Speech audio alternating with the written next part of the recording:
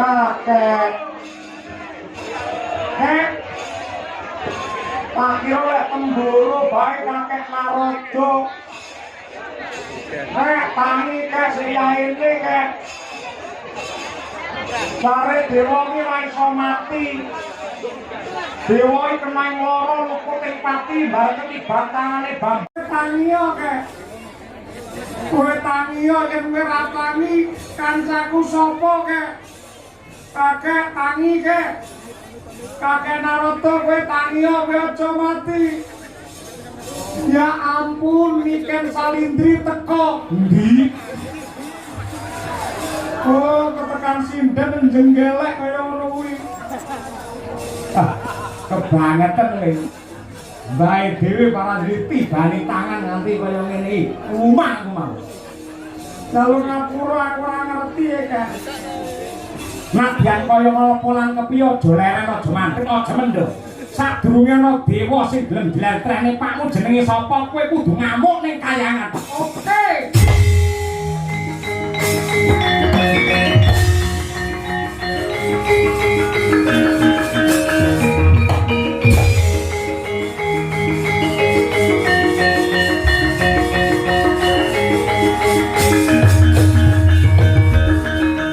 ana dewa gedhe dhuwur raine kaya barongan sapa iki Yama Dipati Yama Dipati ya kowe sing jenenge Bambang Wisanggeni dasar para nyata pakku jenenge sapa kowe ngawur dapurmu ora ngerti malah takon karo aku kowe dewa goblok piye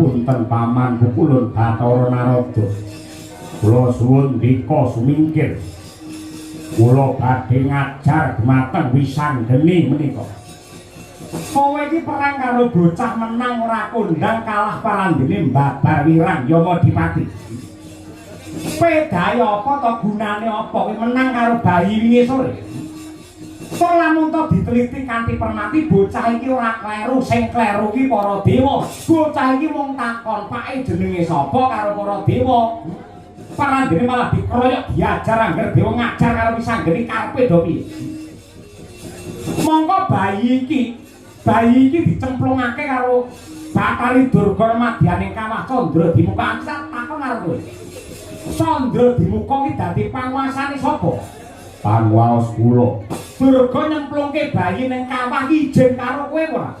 Mboten izin kula mboten ngerti. Tegese dheweke piye nyepelekaken kaliyan kula. Lah ya sing salah Durga, kenapa sing kok ajar kok bayine?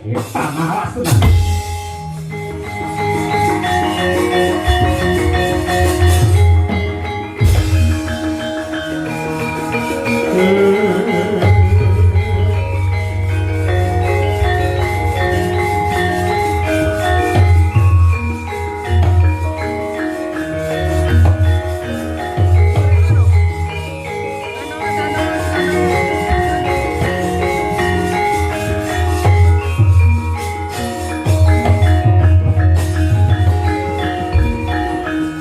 Alok berlaku ning lekas kula kita linuding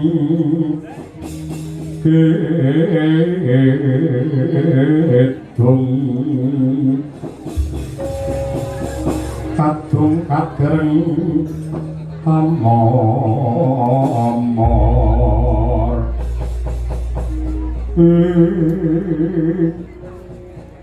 kepiye iki Kak? Nah ngene nggih wis anggene nadyan kaya ngapa lan kepiye yektine lelakon iki mung kanggo pasinaon ngajar karo para dewa aja gampang nyepelekake karo kabeh para kawula